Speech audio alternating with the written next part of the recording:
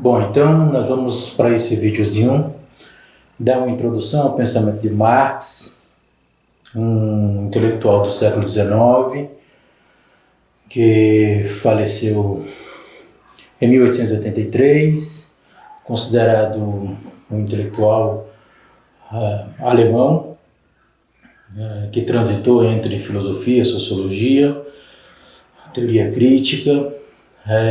Então Marx ele é um intelectual que vai propor, vai estabelecer para nós uma discussão vinculada a uma revolução ou uma transformação social.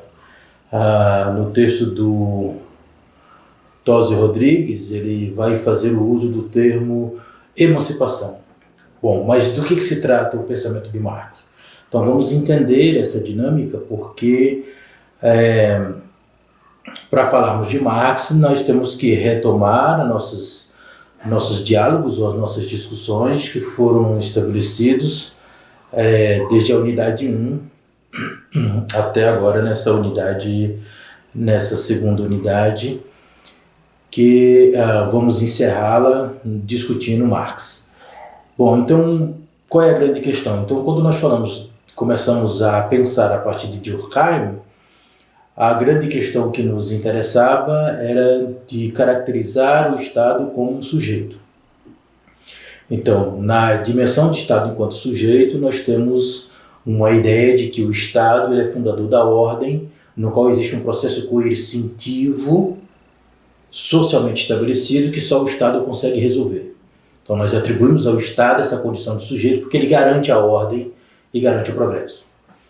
Mas quando nós passamos a entender um pouco do texto do Pierre Bourdieu, algumas discussões que Bourdieu apresentou para nós, já não podemos mais pensar desta forma, porque o Pierre Bourdieu, o objetivo é descaracterizar ou desmistificar essa ideia de que o Estado ele tem uma característica de sujeito.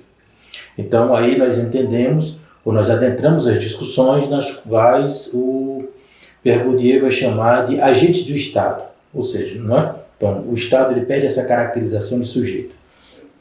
No caso de Marx, não é diferente, porque para Marx também nós precisamos descaracterizar essa ideia do Estado enquanto sujeito. Porém, enquanto Durkheim está pensando nos fatos sociais, para garantir uma dinâmica de compreensão da continuidade, Bourdieu está num outro sentido, que ele está na discussão da ambiguidade, como um lugar que deve ser compreendido para estabelecermos distinções, e por isso que ele vai trabalhar com o problema de processos. Então não é uma questão de desenvolvimento e continuidade, mas é uma questão de processos.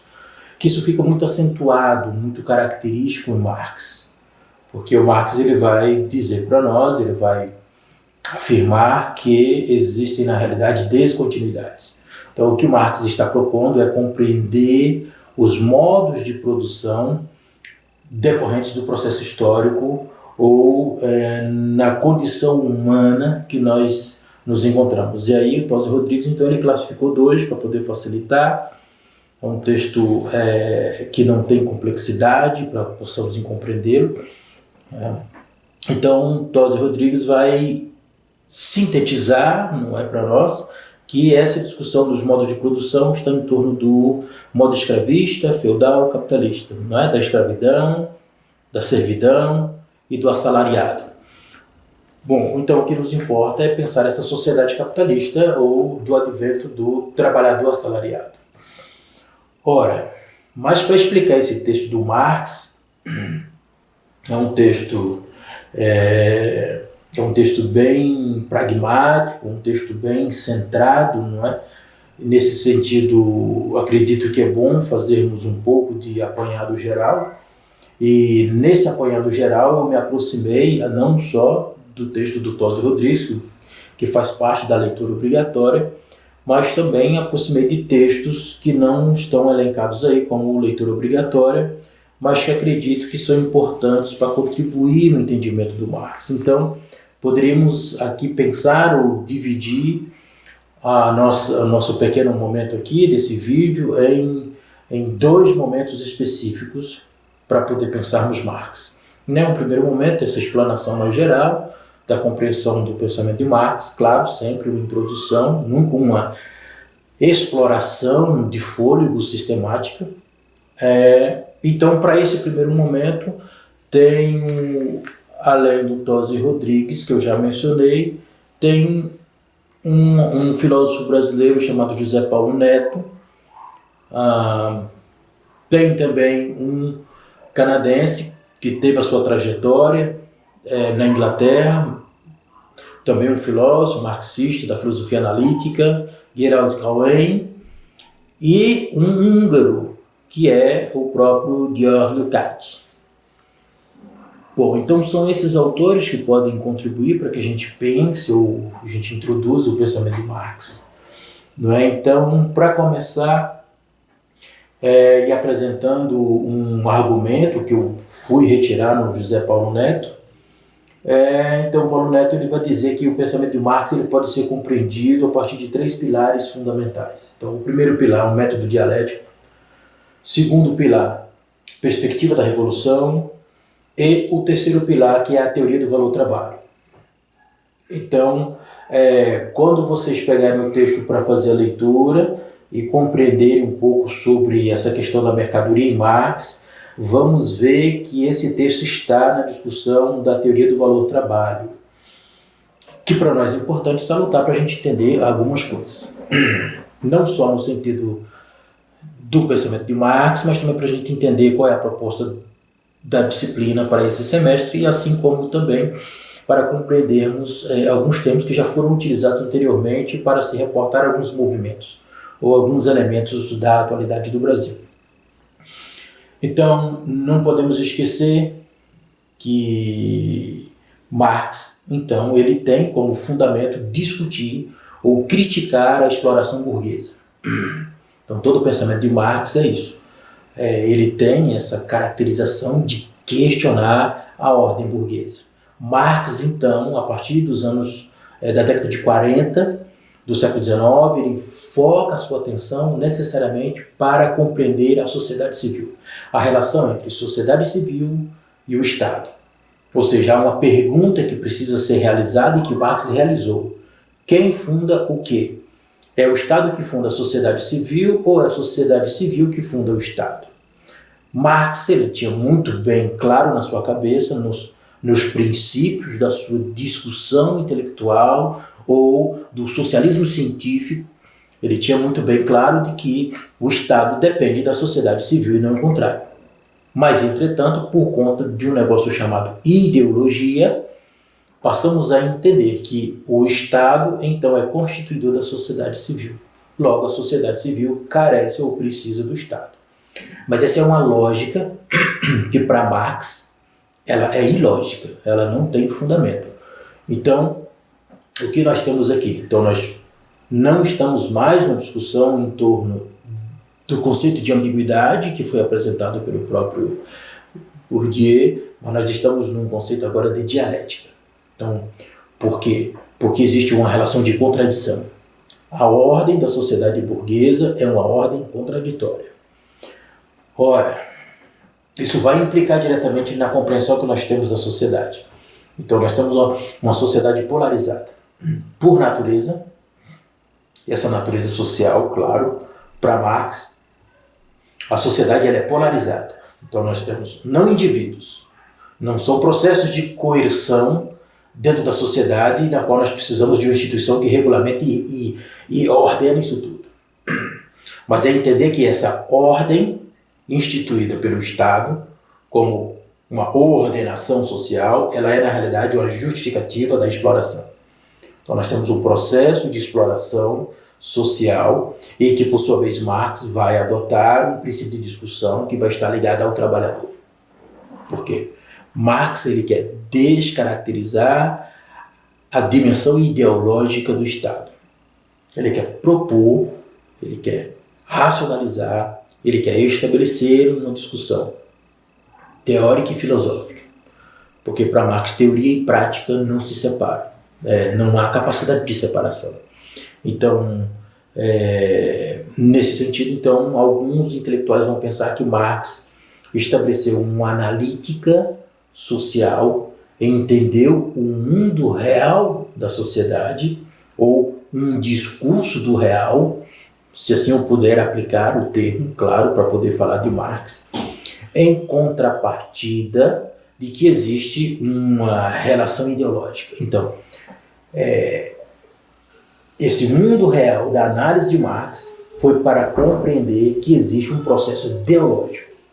Por outro lado, nessa mesma vertente do Tos Rodrigues, ele vai afirmar que Marx propõe uma utopia.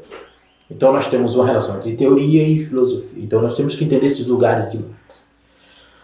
Ora, mas não quero fazer crítica a nenhuma estrutura de pensamento, mas exclusivamente apresentar uma introdução que possa garantir para nós a raciocinar um pouco do pensamento de Marx.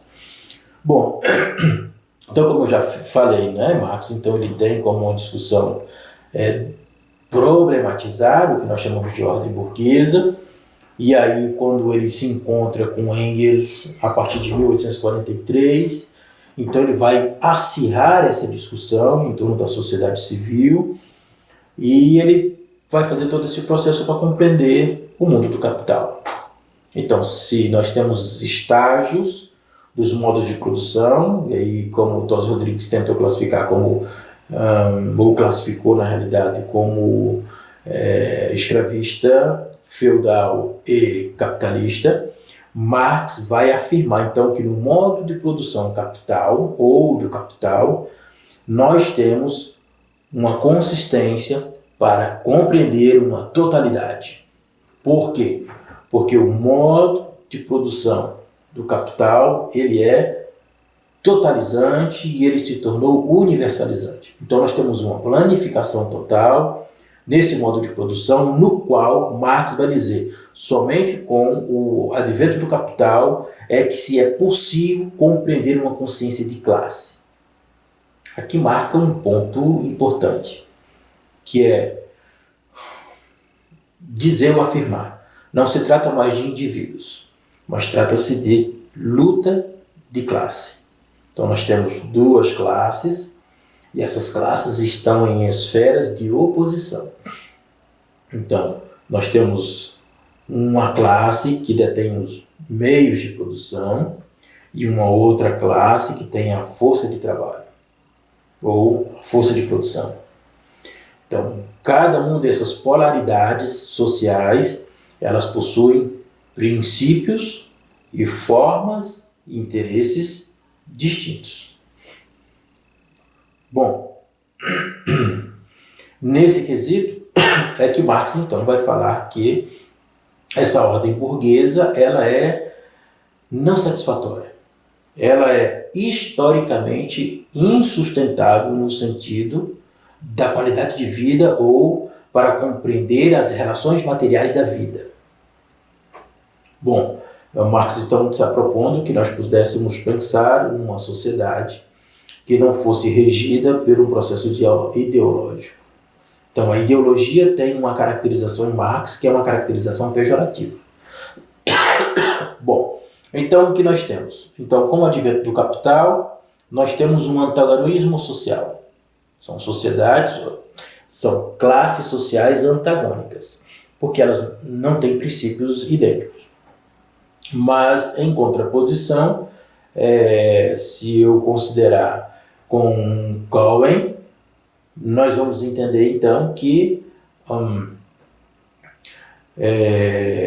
Marx se contrapunha a Hegel porque a sociedade ela tem condições nas quais nós temos que raciocinar a relação entre trabalho, meios e fins para se compreender como que essa sociedade se constitui, que não é correspondente à defesa de Hegel quando ele fala do espírito positivo, onde essa dialética ela está no campo da ideia. Então, para Marx, existe uma diferença entre ideias e realidade concreta. Bom, e continuando então com Cohen, é possível entender que Marx se contrapôs a Hegel porque não se trata de um espírito dialético. Então, o que se trata? Trata-se de compreender que a história pertence ao homem que produz sua própria vida. Ora, então o conceito de história aqui ele é completamente alterado. Se nos vídeos passados eu estava insistindo na discussão que colocava a história como sem sujeito ou a história como seu próprio sujeito no sentido de um motor próprio, de um processo de autorreferência ou de autogestão, no caso de Marx ele vai dizer que não. A história só é história quando nós temos uma relação com a vida. E essa relação é com a sua própria produção. Então, lidar com a vida é trabalhar com as suas relações de produtividade. Então, o sistema de produção rompe a relação entre homem e natureza quando se trata de mundo do capital. Então, isso para Marx é problema. Porque se na sociedade do capital, ou se na sociedade capitalista, o homem é desapossado das suas relações com a natureza, então nós iniciamos relações de exploração. O trabalhador é um sujeito que fica vinculado a uma generalização do tempo de trabalho. Ou seja, produções manufatureiras, artesanais, ou onde o sujeito tinha controle dos meios de produção, assim como ele tinha controle do saber completo dessas relações, no mundo do capital ele é expropriado disso. Tose Rodrigues vai tentar afirmar que no mundo do capital nós temos uma dupla expropriação. Por quê? Nós temos o sujeito, o trabalhador, que tem a sua força de trabalho para vender. Quando ele é introduzido no mundo do capital, ele é expropriado da condição de meio de produção. Por quê? Porque ele não consegue mais ser aquele sujeito que produz ou que tenha todo o controle do processo de produção. Então ele vai se tornar especialista. Se ele torna-se especialista, nós vamos ter uma simplificação do trabalho. Ou seja, o sujeito não precisa conhecer todo o processo do trabalho ao qual ele desenvolve. E nessa expropriação dos meios de produção e na expropriação do saber completo da produção, Marx vai dizer que isso significa alienação. Bom, esse conceito em Durkheim nós entendemos como solidariedade. Em Marx, nós vamos lidar agora com alienação, nós vamos lidar com exploração. O trabalhador, então, está sendo alienado e explorado por um processo ideológico. Então, nós vamos entender que existe nesse modos de produção, existe no capital uma relação entre meios de produção e modo de produção, meio de produção e força de produção ou força de trabalho, na qual existe aqui uma polarização. Bom, vamos dar sequência daqui a uns instantes.